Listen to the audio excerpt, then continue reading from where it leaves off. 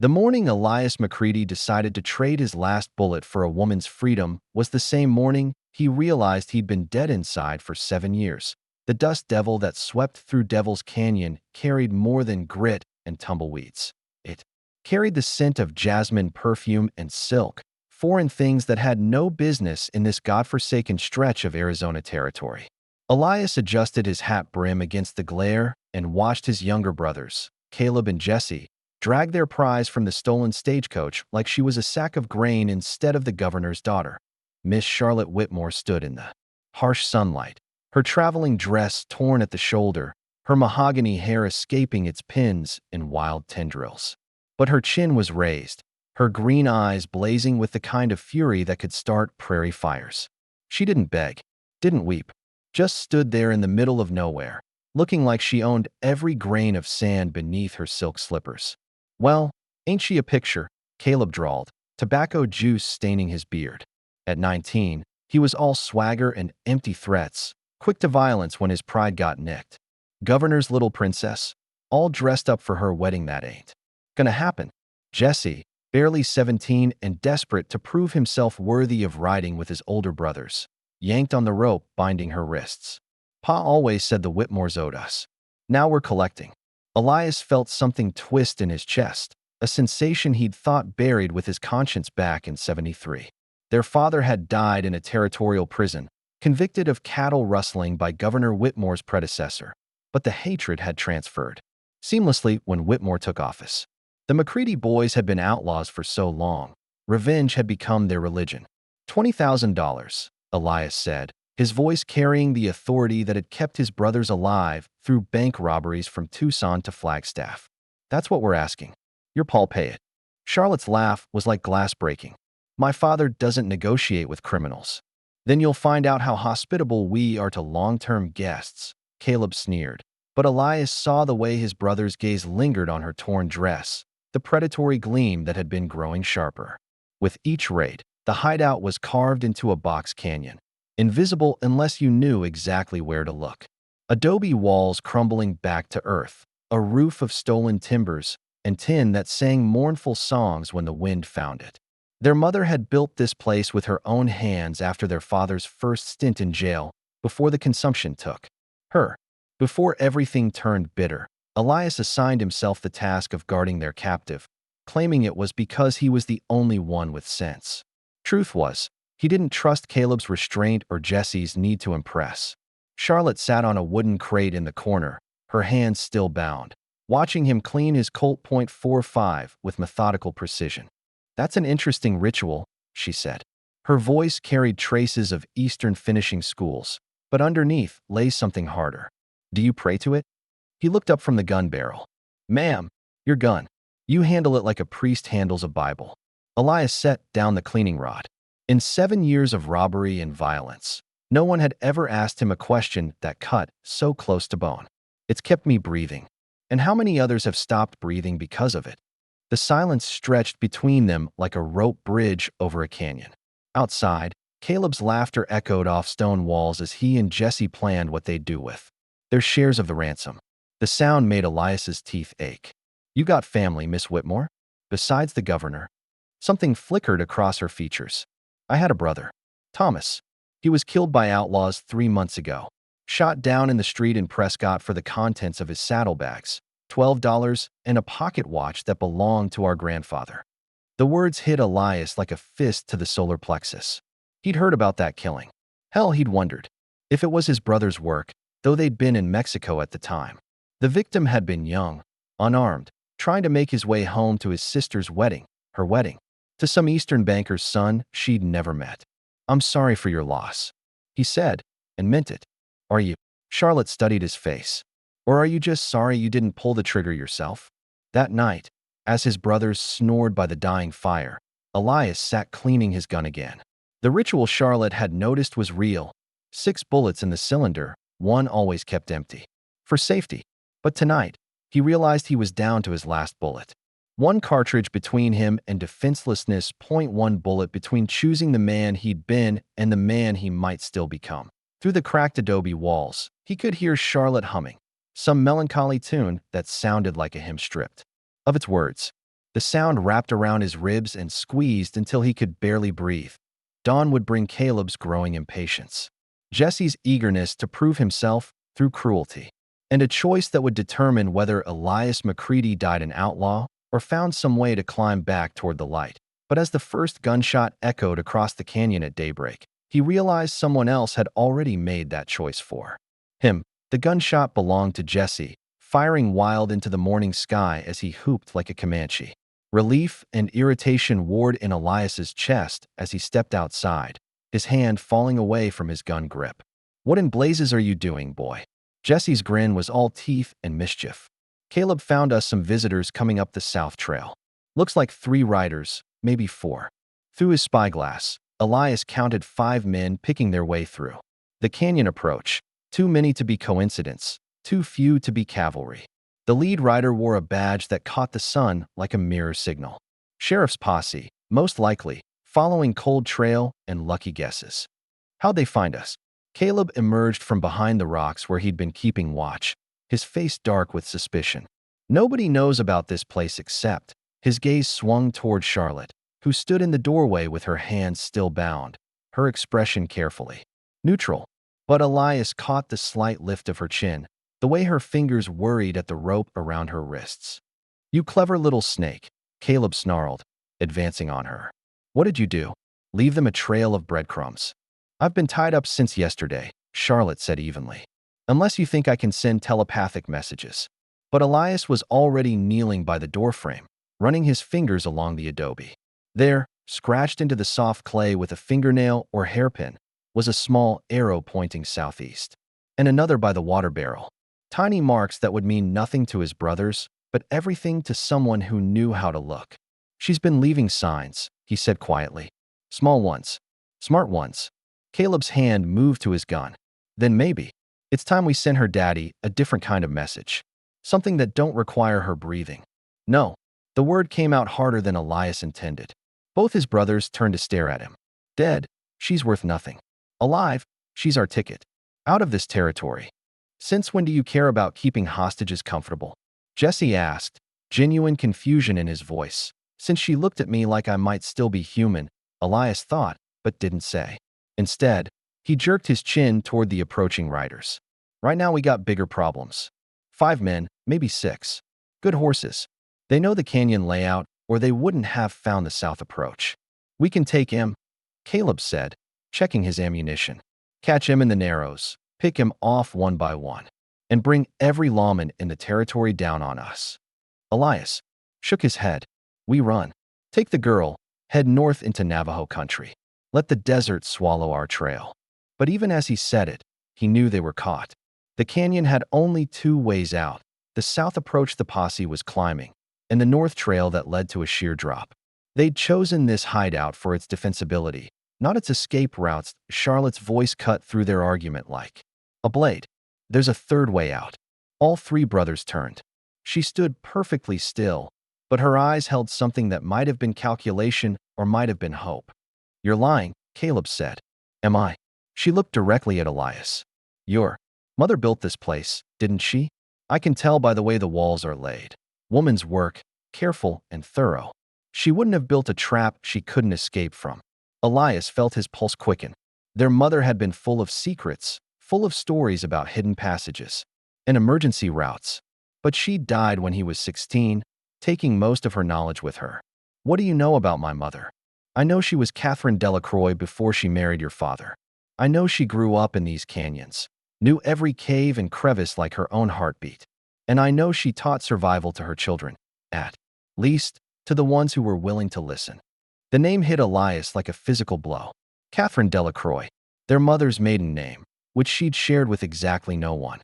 How could the governor's daughter possibly know?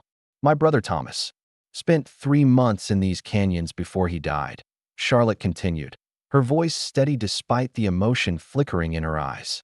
"He was writing a book about territorial history. He found your mother's grave and the stories people told about her, about how she could disappear into rock walls like a ghost." Jesse shifted nervously. "This is getting too strange for my liking." "Behind the cooking area," Charlotte said, ignoring him. "There should be loose stones near the floor. She would have built an escape route there. somewhere the smoke from the fire would hide any draft. Elias wanted to dismiss it as desperate lies, but something in his memory stirred. Long winter nights when their mother would vanish for hours, returning with rabbits or quail when the hunting had been poor elsewhere. Her hands always dusty, her skirts always torn in the same places. The sound of approaching hooves grew louder. They were running out of time. "Caleb, check it out," Elias ordered. His younger brother's face twisted with resentment, but he obeyed. Minutes later, his voice echoed from inside. "There's something here. Looks like, hell, it's a tunnel. Goes back into the rock, maybe 30, 40 feet. A way out. But it would mean trusting the governor's daughter with their lives, following her guidance into unknown darkness. It would mean acknowledging that she'd outthought them, outmaneuvered them despite being bound and captive. "What?" Elias asked her quietly. "Why help us?" Charlotte was silent for a long moment, her gaze distant. When she spoke, her voice carried the weight of old grief. "Because 3 months ago, my brother died believing that some people could still be saved. That redemption wasn't just a word in church sermons." She looked directly into his eyes. "Because I think you still have one good choice left in you." The irony wasn't lost on him. Here he was, down to his last bullet, being offered salvation by the woman he'd helped kidnap. The woman whose father they'd planned to ransom her to. The woman who, by all rights, should want to see them hang. "If this is a trap," Caleb started, "then we die in the dark instead of in the daylight." Elias cut him off. "Either way, we're dead if we stay here." But as they gathered their gear and prepared to follow Charlotte into the unknown passages beneath Devil's Canyon, Elias couldn't shake the feeling that the real trap wasn't waiting in the tunnels. It was waiting in the choice between the men they'd always been and the men they might still become. And the governor's daughter somehow held the key to both their salvation and their doom. The tunnel mouth swallowed them like a stone throat, and within 10 steps, the world became nothing but Charlotte's voice echoing off wet rock and the scrape of boots on limestone. Elias kept his hand on her shoulder, ostensibly to guide her in the darkness, but really because touching her was the only thing keeping him anchored to sanity. "Left here," she murmured, and he felt her pause, felt her fingers trace something. "On the tunnel wall. Your mother carved marks. See, 3 parallel lines means safe passage." How she could see anything in this blackness was beyond him, but sure enough, his fingertips found the grooves. Fresh wonder warred with suspicion in his chest. Either Charlotte Whitmore was the most remarkable woman he'd ever met, or she was leading them into the deepest trap ever laid. Behind them, Caleb cursed steadily under his breath, a litany of profanity that would make a cavalry sergeant blush. Jesse had gone silent except for his labored breathing. The boy had never liked enclosed spaces. "How much farther?" Elias asked. "Not far. Maybe another 100 yards. There's a chamber ahead where 3 passages meet. Your mother used to cache supplies there." Charlotte's voice cut off abruptly. She'd stopped walking. "What is it?" "Listen." Elias strained his ears against the darkness. At first, nothing but their own breathing and the distant drip of water. Then he heard it, voices echoing from somewhere behind them. The posse had found the tunnel entrance. "Well, hell," Caleb muttered. "Looks like we got company following us into this death trap." But Charlotte was moving again, faster now, her bound hands somehow finding purchase on the rough walls with uncanny precision. "The chamber's just ahead. When we reach it, we need to make a choice." "What kind of choice?" Jesse's voice cracked, like a 13-year-old's. "Your mother left more than just food and water in that chamber." They emerged into a space large enough for all 4 of them to stand upright. Somewhere above, a crack in the stone let in a sliver of daylight, enough to see Charlotte's face, dirt-streaked but determined. Enough to see the 3 tunnel mouths gaping like hungry mouths, and enough to see what Catherine McCready had left for her sons that in one corner. Covered by oilcloth and carefully weighted with stones, lay a small arsenal. 2 rifles, ammunition, a bag of what looked like mining charges. And beside them, wrapped in faded calico, a leather journal bound with rawhide cord. Elias picked up the journal with trembling hands. His mother's handwriting filled the pages, careful script recording everything from weather patterns to the movements of territorial marshals. Maps of hidden trails, lists of sympathetic ranchers who might provide aid. And on the final page, words that hit him like a physical blow. For my boys, when they're ready to stop running toward death and start running toward life. The North Passage leads to San Carlos Apache territory. Joaquin Delacroix will remember his debt to Catherine's sons. The East Passage leads to Mexico and more of the same darkness you've already chosen. The West Passage leads home to what's left of decency in this world. Choose wisely. Your choices determine not just your fate, but the fate of every soul you touch. Your mother, who loved you even when you couldn't love yourselves. Delacroix, Elias whispered. Then, louder, Charlotte. Your full name, what is it? She was quiet for a long moment.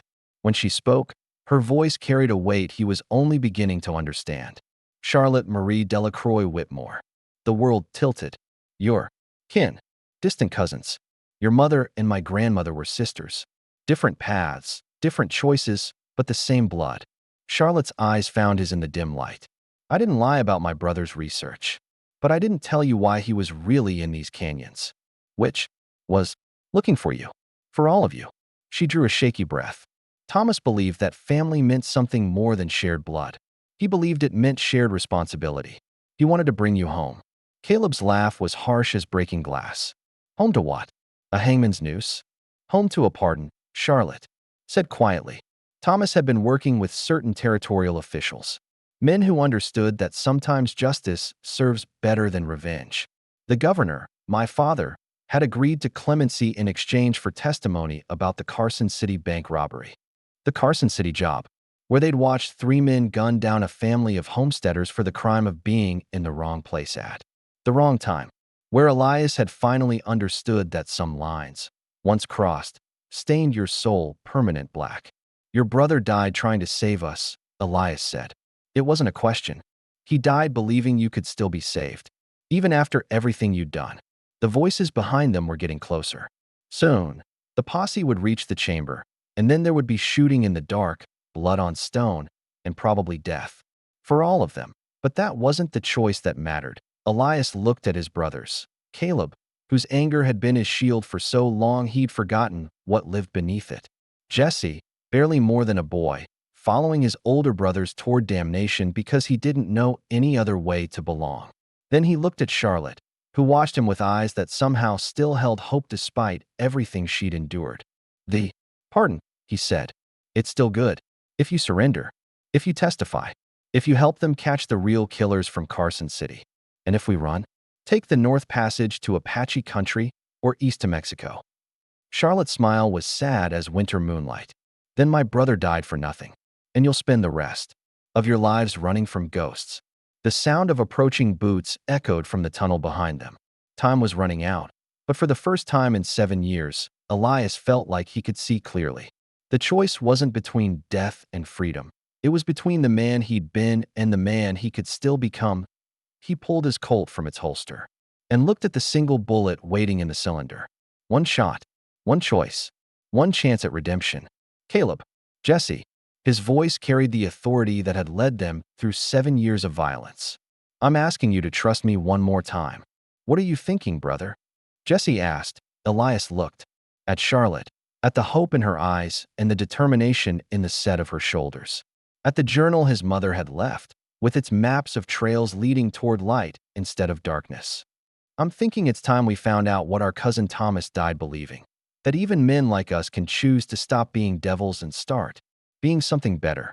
But as the first lantern light flickered into the chamber, he realized the hardest choice wasn't behind them. It was standing right in front of them, wearing a badge and carrying enough firepower to end this story in blood. Sheriff Marcus Webb stepped into the chamber like judgment itself, his lantern casting dancing shadows on the limestone walls. Behind him came 4 deputies, their rifles trained on the McCready brothers with the kind of steady aim that spoke of long experience with desperate men in tight places.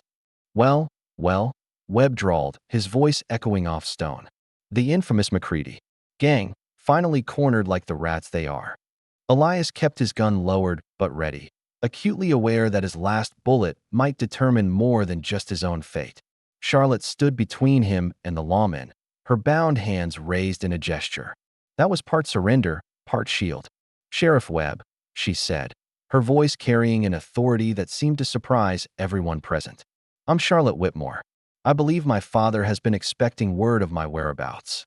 Webb's lantern beam found her face, and his expression shifted from grim satisfaction to confusion. Miss Whitmore, we've been tracking your kidnappers for 2 days. Are you hurt? I'm unharmed. Charlotte's gaze flicked to Elias, then back to the sheriff.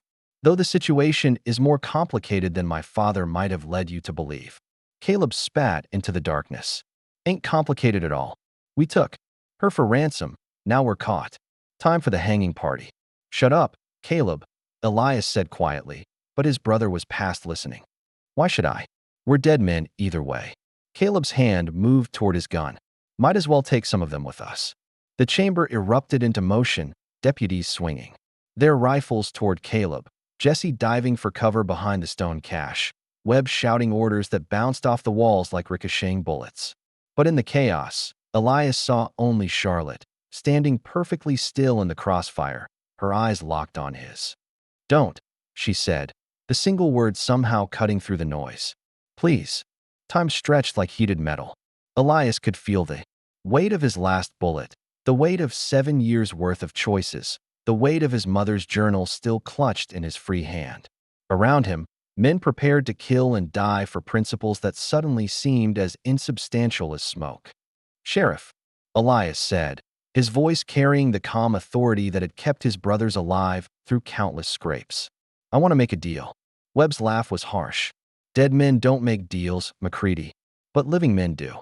Elias holstered his gun, a gesture that sent visible tension through the deputies' ranks. And I'm offering you something worth more than 3 outlaw corpses. Elias, what are you doing? Jesse's voice cracked with panic. Something I should have done 7 years ago. Elias stepped forward, putting himself between his brothers and the lawmen. I'm offering testimony about the Carson City massacre. Names, dates, the men who really pulled those triggers. The silence that followed was so complete you could hear water dripping in distant passages. Sheriff Webb lowered his lantern slightly, studying Elias's face in the flickering light. Carson City, Webb repeated slowly. You're talking about the Hendricks family. Mother, father, 2 children. Gunned down by Silas Morton and his crew while we watched. The words tasted like ashes in Elias's mouth. We were supposed to be robbing the bank. Morton decided to make it personal. You watched, Webb said. Didn't participate. Watching was participation enough. Elias's voice carried 7 years of self-loathing. We could have stopped it. Should have stopped it. Instead, we rode away and let Morton pin it on us. Charlotte's intake of breath was sharp as broken glass. That's why Thomas came looking for you. He knew you weren't the killers. Your brother was a better man than any of us deserved, Elias said. And he died because Morton's crew caught wind of his investigation. Webb was quiet for a long moment, his weathered face showing the calculations of a man who'd spent 30 years weighing justice against expedience. When he spoke, his voice had lost some of its edge. Morton's been a problem for years. Too smart to get caught. Too connected to hang without ironclad proof. He studied Elias carefully. You'd testify? In open court. All 3 of us would. Caleb's protest exploded from the shadows. Like hell we would. I ain't standing trial so some fancy lawyers can. The crack of gunfire cut him off, but not from any weapon in the chamber. The sound came from somewhere above them, echoing down through the crack in the stone ceiling. Then another shot, and another. Ambush. One of the deputies shouted, just as armed men began rappelling through the opening overhead. Morton's crew, 4 of them, moving with the practiced efficiency of killers who'd learned their trade in the war and perfected it. In the years since, they'd followed the posse's trail, waited for the perfect moment to eliminate the only witnesses who could connect them to Carson City. The chamber became a killing ground.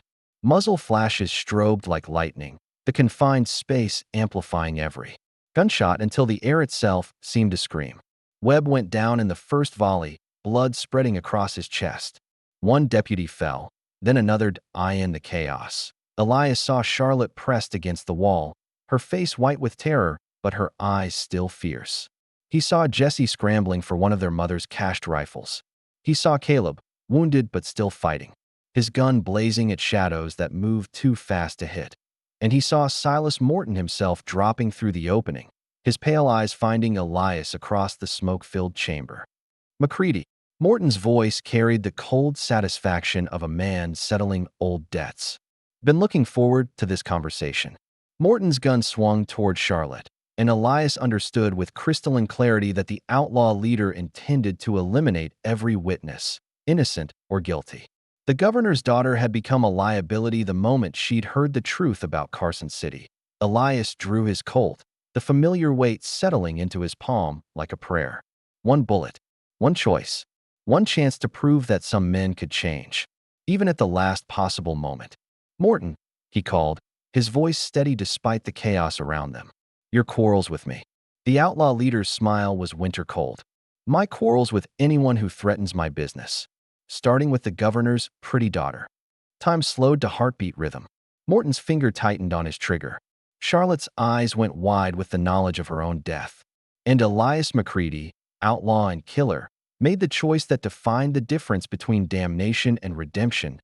He fired his last bullet not to save himself, not to escape justice, but to protect an innocent woman who'd shown him that even devils could dream of grace. The bullet took Morton's center mass, spinning him away from Charlotte and into the stone wall where he slumped like a broken marionette. Around the chamber, the surviving gunmen froze as their leader fell, sudden uncertainty replacing their predatory confidence. "It's over," Elias said, his empty gun still trained on Morton's crew. "Your boss is dead. The law knows the truth about Carson City. You can run, or you can join him." They ran, vanishing back through the ceiling opening like smoked eye in the sudden quiet.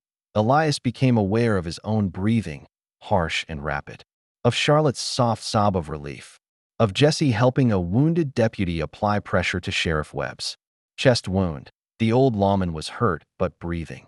But most of all, he became aware of the weight that had lifted from his shoulders, the weight of 7 years' worth of guilt, carried away by a single bullet fired in defense of innocence rather than service to violence. And as Charlotte's fingers found his in the darkness, he realized that sometimes salvation came not from the choices you'd made, but from the choice you made when everything else had been stripped away. 3 months later, Elias McCready stood in a Tucson courtroom wearing clothes that didn't smell of gunpowder and leather, watching Silas Morton's remaining crew receive sentences that would keep them behind bars until their hair went white. The testimony of 3 reformed outlaws had proven more devastating than any prosecutor could have hoped. Names, dates, locations, and most importantly, the truth about Carson City. Judge Harrison's gavel fell with the finality of thunder. Case closed. The defendants will be remanded to territorial prison for terms of 25 years to life. Outside the courthouse, desert sunshine painted everything gold. Charlotte waited by a flowering Palo Verde tree, her traveling dress replaced by simple calico that somehow made her more beautiful than any silk had managed. The governor stood beside her, his hand resting on her shoulder with the careful tenderness of a man who'd come close to losing his only remaining child. "Mr. McCready, Governor." Whitmore extended his hand. "I owe you a debt I'm not sure how to repay." Elias shook the offered hand, still marveling at the surreal nature of the moment. "Your daughter's safety was payment enough, sir." "Was it?" The governor's eyes held the sharp intelligence that had made him a force in territorial politics. "Because I'm told you've refused the reward money, turned down the job offers, even declined the full pardon that would clear your record entirely." It was true. The conditional pardon covered their testimony and guaranteed no prosecution for past crimes. But Elias had refused anything more.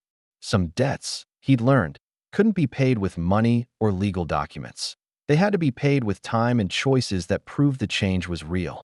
"A man's got to earn his way back to respectability," Elias said. "Can't just declare it from a judge's bench." Charlotte stepped forward, and Elias felt his pulse quicken the way it had every time he'd seen her over the past months. Their courtship, if it could be called that, had been conducted under the watchful eyes of territorial marshals and her father's security detail, but somehow that had made every conversation more precious, every shared glance more meaningful. "Walk with me," she asked. They strolled through Tucson's dusty streets, past adobe buildings and merchant shops where normal people lived normal lives. The kind of life Elias was still learning how to imagine for himself. "Jesse starts work at the mission school next week," he told her, "teaching children to read." Says he wants to give them choices he never had. And Caleb? Elias smiled, an expression that still felt strange on his face after 7 years of scowling. Hired on as a deputy with Sheriff Webb. Turns out all that anger makes him hell on wheels when it's pointed at actual criminals instead of innocent folks. And their older brother? Charlotte stopped walking, turning to face him fully. What does he want? The question hung between them like a bridge neither was quite ready to cross. Elias had spent 3 months thinking about it. 3 months working at the lumber mill and saving every penny. 3 months trying to figure out how an ex-outlaw courted a governor's daughter without bringing shame on either of them. He wants something he's got no right to ask for, Elias said quietly. And what might that be? Instead of answering with words, Elias reached into his vest pocket and withdrew something wrapped in faded calico, the same fabric his mother had used to protect her journal. Inside was a simple gold band, nothing fancy, just honest metal shaped. By honest work. Charlotte Delacroix Whitmore, he said, his voice steady despite the way his heart hammered against his ribs. I know I'm not the man your father planned for you to marry. I know I've got a past that'll always be part of our story. But if you'll have me, I promise to spend whatever years I've got left proving that some men can change. That redemption isn't just a word preachers use on Sundays. Charlotte's intake of breath was soft as prayer. Her eyes shimmered with tears that caught the desert sunlight like scattered diamonds. Elias Macready, she said, and her voice carried the same authority that had guided them through dark tunnels toward light. I wouldn't have any other man. Not the banker's son my father chose. Not the cavalry officer who courted me last spring. Not any man who hasn't looked into darkness and chosen to walk toward dawn. When she said yes, when she let him slip the ring onto her finger, Elias felt something inside his chest that he'd thought dead for 7 years. Hope, maybe. Or just the simple understanding that a man's past didn't have to be his prison if he was willing to build something better with his own hands. The wedding took place 6 weeks later in the small church where their mother was buried, with Sheriff Webb standing as best man despite the sling that still supported his wounded arm. Jesse read from scripture with the careful pronunciation of someone who'd spent years learning to read words that mattered. Caleb stood guard at the door, his deputy's badge gleaming in the afternoon light, making sure no uninvited guests crashed. The ceremony, you can almost smell the desert sage that grew wild around the church, mixing with the scent of the roses Charlotte had planted by the front steps. Roses that bloomed impossibly bright against the harsh landscape, proving that beautiful things could grow in the most unlikely soil. Governor Whitmore gave his daughter away with tears in his eyes and a handshake for his new son-in-law that conveyed more acceptance than a dozen speeches. The preacher spoke about second chances and the mysterious ways grace found even the most unlikely hearts. But the moment that mattered most came afterward, when Elias and Charlotte stood by their mother's grave, reading aloud from the journal that had guided them toward each other. Your choices determine not just your fate, but the fate of every soul you touch, Charlotte read, her voice carrying across the desert wind. She was right, Elias said, his arm around his wife's waist, his empty gun belt a reminder of violence. Left behind. One bullet, one choice. Changed everything. Not one choice, Charlotte corrected gently. 8,000 small choices. Every day you decide to be better than you were yesterday. Every time you choose love over anger, hope over despair, building over destroying. As the sun set over Devil's Canyon, painting the sky in shades of gold and crimson, they walked back toward town together. Behind them, the roses Charlotte had planted caught the last light, their blooms bright as promises against the gathering dusk. The man who had once been an outlaw leader now helped his wife into their simple wagon, his hands gentle, his face peaceful in a way that 7 years of violence had never allowed. Tomorrow would bring new challenges, building a life together, earning the trust of a community, raising children who would never know their father as anything but a man who chose redemption over revenge. But tonight, as they drove toward their small house on the edge of town, Elias Macready understood that some stories end not with grand gestures, but with quiet moments. With the sound of wagon wheels on dusty roads. With the weight of a good woman's hand in yours. With the knowledge that every sunrise offers another chance to prove that change is possible. And in the distance, barely visible against the darkening sky, The roses bloomed on. If this tale of redemption and second chances stirred your heart, like desert wind through canyon walls, I'd be much obliged if you'd share it with folks who might need reminding that no man's past has to be his prison. And if you've got stories of your own about finding light in dark places, well, I reckon we'd all like to hear those too.